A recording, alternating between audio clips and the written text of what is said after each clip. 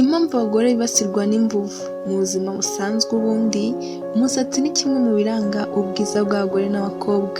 Ibi bigatuma bawitaho kurenza ibindi byose, kuko hari n'abo usanga bafite umusatsi mwinshi cyane, ariko abantu bafite umusatsi mwinshi cyane abagore bakunze kurwara imvuvu, kikababera ikibazo gikomeye cyane. Wakwibaza ute se ni iki gitera imvuvu? Ese kubera iki imvuvu zibasira abagore? Tuguhaye ikaze mu kiganiro kuri YouTube channel yacu Inzobere TV Show.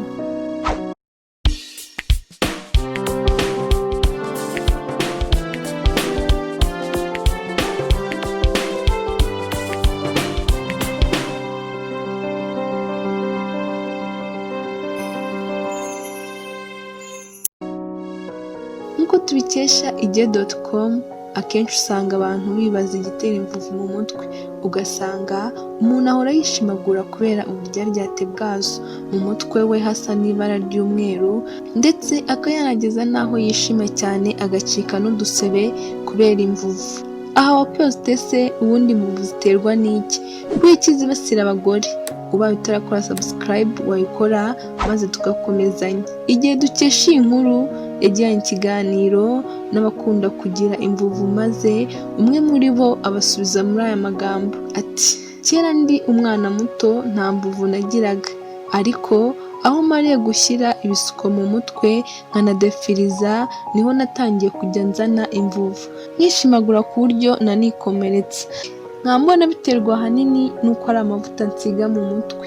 Si babajije gusa ku kibazo cy'imvuvu, banabajije n'undi nawe abasubiza muri aya magambo icyo abona gitera imvuvu. Imvuvu mbona ahanini zikunze kugira abagore, kuko bakunze kumara igihe kinini badasukura mu mutwe kandi basigamo n'amavuta, bigatuma imvuvu zizamo. Aba babiri babajije bari abo ku ruhande rw'igitsina gore, barongeye banabaza ku ruhande rw'abagabo. Umwe mu bo babajije akaba n'umuhanga mu by'imiti yagize ati: imvuvu ziterwa na champignon microscopique. Izo mikorobe zora mu kirere, zibasha kwinjira mu mutwe, zabura n'isuku nke ibisanzwe, ubwo bigatuma uzifite yishimagura cyane ndetse akaba yanakikomeretsa. Yakomeje avuga ko utwo dusebe duterwa no kwishimagura kubera uburyaryate bw'imvuvu, umuntu akagira akikomeretsa bitewe no gushima n'inzara cyane. Anongeraho ko utwo duse dushobora gukura izindi virusi zitera indwara, ndetse umuntu akaba yanatemuka. Yakomeje avuga ko utwo duse duterwa no gushimagura mu mutwe kubera uburyaryate bw'imvuvu, umuntu akagera akazana ibikomere bitewe no gushima n'inzara cyane.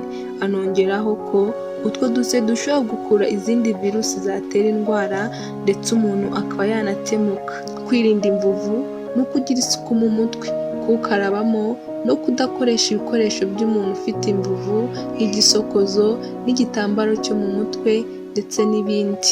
Ese wifuza kumenya icyo wakora ngo ukire imvuvu mu gihe wamaze kuzandura? Waba ushaka kunguka ubumenyi butandukanye mu buzima, uburezi, amateka, ibigwi n'ibyegeranyo bitandukanye, imyidagaduro? Kora subscribe unasangiza abandi iki kiganiro, maze ukomeze kugumana n'Inzobere TV Show mu bindi biganiro by'ubutaha. Ahangaha ubaye waracitswe n'ibiganiro byabanje, wareba mu zindi video ziri hasi kuri YouTube channel yacu Inzobere TV Show. Ikiganiro cyacu nakagaruka naho ubutaha. Hasta la vista.